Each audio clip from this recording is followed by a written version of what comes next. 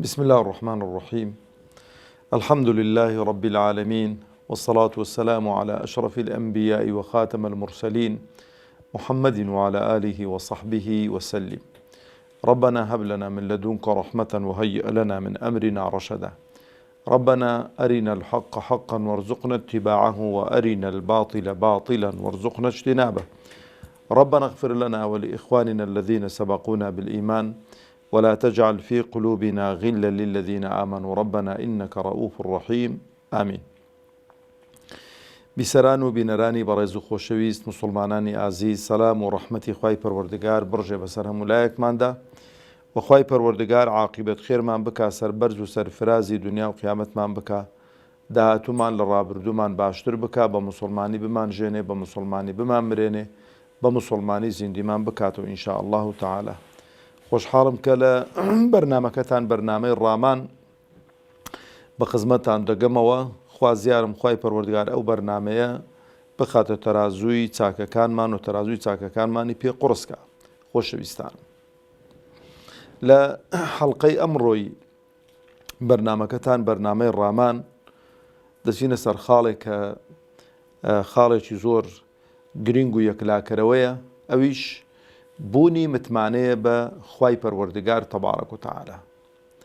طبعاً ئەو خاڵە ئەتوانم بڵێم دەبێتە مایەی گۆڕانکاریەکی جەزری لە ژیان و گوزەرانی هەریەکێک لە ئێمەی مرۆڤ، و مەدای متمانەی ئێمە بە وعد و بەڵێنەکانی خوا و بە دەسەڵات و گەورەیی و قودڕەتی خوا ئەتوانم بڵێم دەبێتە مایەی کارلێکێکی زۆر گرنگ لە ژیانماندا و ژیانی ئینسانی هەمووی دەگۆڕیتن.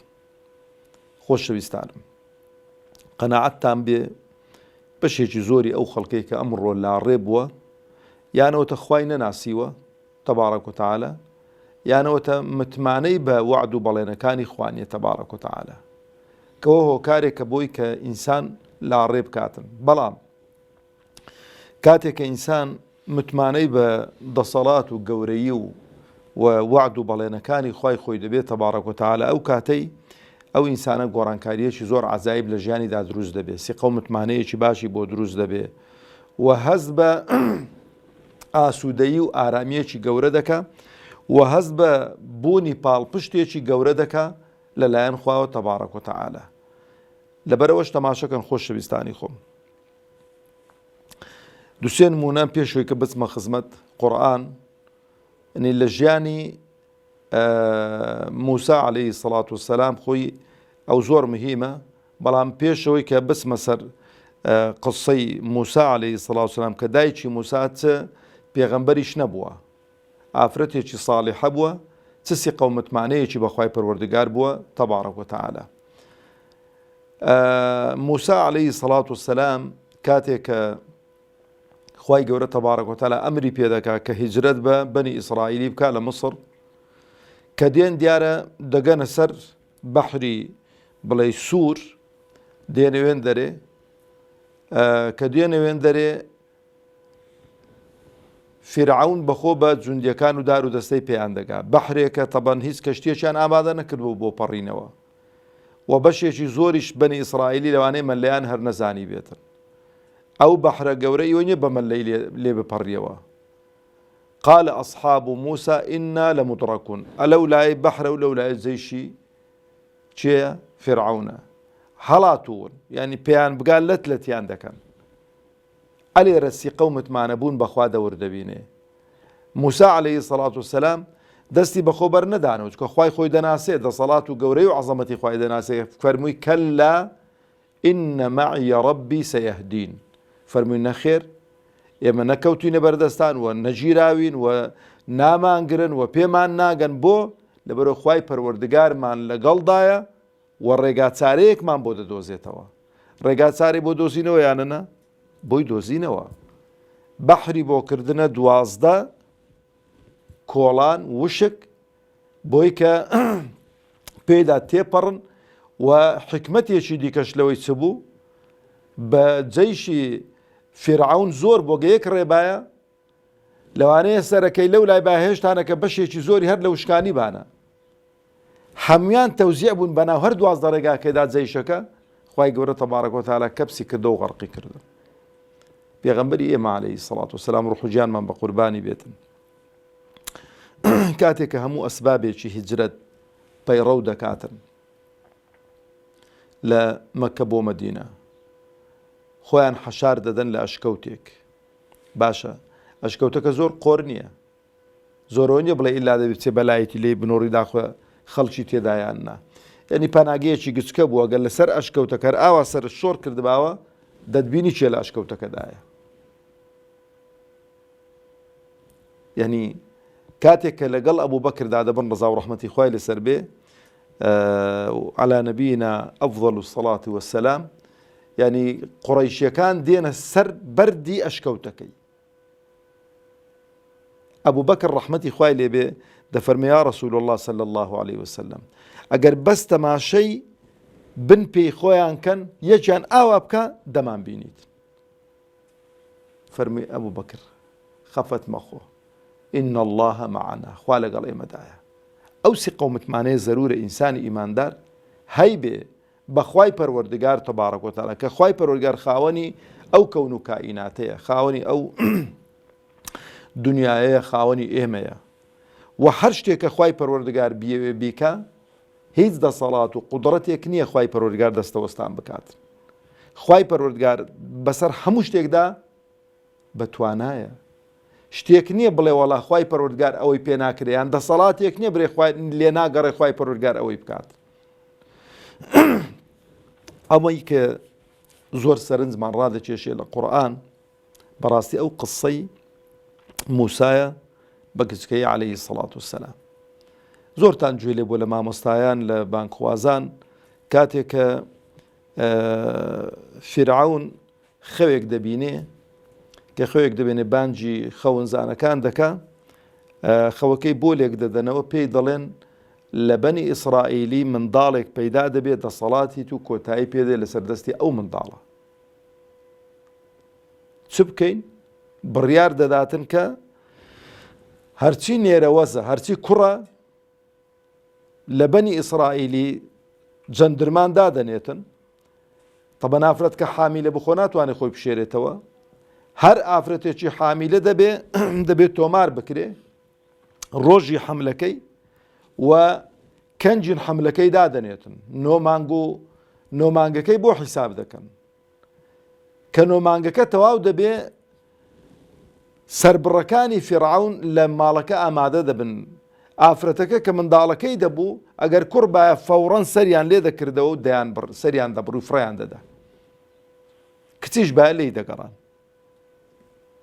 ساڵێک دوو سێ چار بەردەوام بوو کوڕ نەما لە بەنی ئیسرائیلی تا ئاخری چوون بۆ لایوتیان ئاوا بکەنێ مە کەسمان دەست ناکەوێت خزمەتمان بکە چونکە بەنی ئیسرائیلی خزمەتکاری قبتیەکان بوون فێرعون و دار و دەستەی بوون لە کانە بەردەکانیشیان پێدەکردن لە زەرعات و لەوانەیشیان پێدەکردن لە ماڵەوە ئیشیان پێدەکردن خزمەتکاری وان بوون دەیان چەوسانەوە لەبەرەوتیان باشە وا بکەی ساڵێک سەریان ببڕە ساڵێکی دیکە سەریان مەبڕە خۆخوای پەروەردگار دەیتوانی ئەو ساڵەی کە موسا عەلەیهی سەڵات وسەلام تێیدا لەدایک دەبێ وەبرێت ئەو ساڵەی بێخی کە سەری منداڵەکان نابڕێن هیچ کێشە نەدەبوو دەسەڵاتی خۆیان بەڵام خوای گەورە دەیوێ قودرەت و عەزەمەتی خۆمان پیشان بداتن لێرانە دەسەڵاتی خوای پەروەردگار تەبارەک و تەعالە قەدەری خوا تەبارەک و تەعالە موسا لەو ساڵە لەدایک دەبێت کە بڕیارە نێرەکان و کوڕەکان سەر ببڕێن بەڵام خوای پەروەردگار تەبارەک و تەعالە دڵنەوای دایکی موسا دەکا پێشەوەی کە حملەکەی دابنێت کاتێک کە کوڕی دەبێت دەفەرمێ و ئەوحەینە ئیلا ئومی موسا ئەن ئەڕضعی ئەو وەحیە ئیلهامە لە ڕێی مەلایکەتێک بووە خوای گەورە دایکی موسای حاڵی کردووە کە ئەو منداڵت ئەگەر بوو شیری پێ بدە فەئیذا خفتی عەلەیه فەئەلقیه فی الیم داوەرە مەبەستم ئەوسی قەومتمانە بوون بەخوا ئەوەی لێرانە گرینگە. ئەگەر ترساین لەوەی کە ئەو منداڵەت جوندیەکانی فیرعون هاتن سەری ببڕن بەبێ دەنجی بیهاوێ ناو سەبەتەیەک و فڕێدە ناو نیلی، فڕێدە ناو بەحرێ. یعنی وەرە بینە بەر چاوی خۆ هەر بە قسە خۆشە. ڕووبارێک نیل ڕووبارێکی گەورە بۆی هەیە حوتێک ئەو منداڵە قوت داتن، بۆی هەیە شەپۆلێک ئەو سەبەتەی کە ئەو مەلۆتکەی تێدایە وەرجێڕیتن، بۆی هەیە تەیرێک لە ئاسمانێ تەیرێکی گەورە هەڵۆیە بێتن منداڵەکەی ببا مەلۆتکەکەی ببا و بیخواتن. هەموو ئەگەرەکانی لە بەئینسونی ئەو منداڵی بە لێکدانەوەی مەسەتاسەتن، بە لێکدانەوەی کورتی ئێمە لە بەئینسونی ئەو منداڵێکە هیچ مە لە نازانێ سەتاسەتەکە لە بەین دەچێتن. بەڵام ئەوەی کە گرنگە ئەوسی قەومتمانەیە بەخوا. ئینسان کە سی قەومتمانەی بەخوا بوو، ئیبراهیم عەلەیهی سەڵات وەسەلام سی قەومتمانەی بەخوا بوو، هاویشتیانە ناو ئاگر خوای گەورە پاراستی و نەسووتا. یونس عەلەیهی سەڵات وەسەلام سی قەومتمانەی بەخوا بوو، کەوتە ناو قورجی حوت و ناو دەوی حوت و قوتیدا لە ناو گەدەی حوتدا تەسبیحاتی دەکرد و زکری خوای دەکرد و داوای ئیستیغفاری کرد، خوای گەورە ڕزگاری کرد. ئەوسی قەومتمانەیە زەرورە ئێمە ئیماندار بەخوای خۆمان هەبێتن. طبعاً جوندەکان پێیان زانی کە دایکی موسا منداڵێکی بووە، منداڵەکەش کوڕە ناشاردرێتەوە، هاتن سەری ببڕن. ڕاست بە تەوجیهی خوای پەروەردگار تەبارەک و تەعالا هاویشتیە ناو سەبەتەیەکی و فڕێدا ناو نیلی، ناو ئەو بەحرە گەورەی. بەڵام خوای گەورە چی پێ دەڵێتن؟ پێشەوەی کە منداڵەکەی فڕێداتەوە دەفەرمێ وەلا تەخافی وەلا تەحزەنی. تەماشەکە وەلا تەخافی مەترسێ. خەوفەکە بۆ چییە؟ خەوفەکە بۆ ئەوەیە کە ئەو منداڵەت لە دەست ناڕوە، منداڵەکە هیچی لێ نایە. حوزنەکە بۆ چییە؟ بۆیە کە نەیبینیەوە، مەسەلەن بۆ نمونە ڕزگاری دەوێ بەڵام لە تۆ دوور دەبێتەوە، دەشی بینیەوە خەفەتانیش مەخۆ. ئینە ڕادووه ئیلەیکی، ئەو منداڵەت دەجێڕینەوە ماڵی تو. یعنی بە کورت و کرمانجی لە دەرکەی لە پەنجەرەی فڕەی دەدەرێ لە دەرکەت بۆ دینینەوە ژۆرێ. بەڵام واستە بە چێش؟ واستە بەوانەی کە بە دوایدا دەگەڕێن کە بیکوژن. واستە بۆی کە مەسەلەن چێ دەکاتە هۆکاری ڕزگارکردنی ئەو منداڵەی ئەوانەی کە جوندیەکانیان ناردووە سەری ببڕن. فەرمونە گۆ پیاو بن سەری ببڕن. ئەنگۆ ناتون لە ماڵی سەر بۆ دەینێرمە ماڵی خۆتان. ئەو دەسەڵاتی خوایە، ئەوە گەورەی و عەزەمەتی خوایە. ئەوجا هەر ئەوەندە دەفەرمێ ئینا ڕادووه ئیلەیکی وەجاعیلوه من المرسەلین. ئەو هەموو منداڵی سەر بڕین، ئەو منداڵی کە لێی دەترسە ئەو منداڵەیە. ئەیکەینە پێغەمبەر وە دەسەڵات و زوڵم و ستەمی فیرعون لە سەردەستی ئەو منداڵە کۆتایی پێدێتن. بەڵام دەبێ فیرعونەکان بزانن زوڵم و ستەم حەد و سنووری هەیە و فیرعونەکان بە ئاگایان لەوە بێت جاری وایە خوای پەروەردگار لە ماڵی فیرعونەکان موسایەک پەروەردە دەکات، بە ئیمکانیەتی خۆیان، بە دەسەڵاتی خۆیان، بە سەرەت و سامانی خۆیان موسایەک بۆ خۆیان پەروەردە دەکەن بۆی کە سەڵتەنەت و دەسەڵاتی ئەوانە ئەو فیرعونانە لە بەین بات. تەماشەکە خوای پەروەردگار تەبارەک و تەعالا منداڵەکەی کە هاویشتە ناو بەحر، خوشکی موسا عەلەیهی سەڵات وەسەلام کچێکی هەبوو دایکی موسا، گوتی کچم خۆی لێ مەکە ساحیب، بەڵام بە تەنشت ئەوەکەی دابڕۆ، ڕووبارەکەی دابڕۆ بزانە چی لێدێ ئەو برایی تو. ئەویش ئاوە دوور بە دوور تەماشا دەکات، ئازانی چ دەوسەبەتێدا، بەس خەڵک نازانی چ تێدایە. بەلەمیش نەبە بڵێ بێهاتە ناو، بەلەمێ سەبەتێکی گچکە هایشتوێتە ناوێ و منداڵێکی مەلۆتکە. شەپۆل دەیبن بڕۆ بڕۆ بڕۆ چێن دەرێ. طبعاً ماڵی فیرعونی قەسرێکیان لەسەر ئەوەی دروست کردووە، لەسەر نیل دروست کردو، ئاو بەبن قەسرەکەیان دادەڕووی بەشێکی ئاوەکەی. دەچێتە وێن دەرەوە، دەچێتە لێوارەکان و هەڵی دەگەڕنەوە دەیبەنە ماڵی چێ؟ ماڵی فیرعونی. خێزانی فیرعونی کاتێکە ئەو منداڵی دەبینیتن، خوای گەورە تەبارەک و تەعالا محەبەتی ئەو منداڵی دەخاتە دڵی ئەو ئافرەتەی، زۆری خۆش دەوێت. لە فیرعونی ئەوە دەکاتدارێ ئەو منداڵە فڕیان داوە لە ترسان و لۆ خۆمان بەخێ و دەکەین و دەکەینە کوڕی خۆمان و ئەویش ڕازی دەبێ بارحە و قسەیەکی دوور و بەردرێژە، ناچمە سەر ئەو تەفاسیلەی، دێمە سەر ئەوسی قەومتمانەی جا تەماشەکەن. خوشکەکەی دێتەوە ها براکەت چی بەسەرات هۆڵەدایە ئەوەی کە لە دوای دەگەڕان پیشون هەر چۆ ماڵی فیرعونی شەپۆلەکان بردیانەوێن دەرێ. بەڵام ئەو یعنی خوای گەورە تەبارەک و تەعالا کە وەصفی دایکی موسا دەکا، دەفەرمێ دایکی موسا هیچ شتێکی دەدڵدا نەمابوو غەیری موسا نەبێ. وأصبح فؤاد أم موسى فارغة. يعني چی؟ يعني لە هەموو شتێکی دڵی دایکی موسا خالی بوو، بەس فکری لەو منداڵی خۆی دەکرد دەبی چی لێبێ و چی لێنێت. تەماشەکە خوای پەروەردگار تەبارەک و تەعالا دوو وعدی بە دایکی موسادان. یەکەمیان ولا تخافي ولا تحزني، نەخەفەت بخۆنە، نەبترسێ نەخەفەتیش بخۆ، بۆ ئینا ڕادوه ئیلەیکی، ئەمە دەیجێڕینەوە لۆ توی دەژێڕینەوە ئەو منداڵە نە بە گەورەی نە هەر بە مەلۆتکەی وە دەکەین بەدەستی خۆیان بهینە ماڵی تو. باشە، خوای گەورە تەبارەک و تەعالا دەفەرمێ فالتقطه آل فرعون ليكون لهم عدوا وحزنا. خوای گەورە پێشەوەی کە دەفەرمی هەڵیان گرتو بۆی کە ئەبێتەوە دوژمنی وان و دەبێتە خەم و خەفەت بۆیان، نازانن بەڵام ئەوان. إن فرعون وهامان وجنودهما كانوا خاطئين. برا شیرنەکانی خۆم، بەڕاستی ئەوەی کە ئەو زاڵ مستەمکارانە دەیکەن بە قووەت و هێزی خۆیان نایکەن.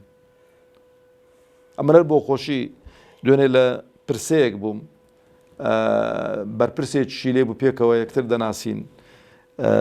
یەکێک لە هاوڵاتیان وتی مامۆستا ئەو وەزعە ئەو خراپەکاریە خەتای ئێوەیان خەتای ئێمێ؟ گوتم خەتای ئێوەیە.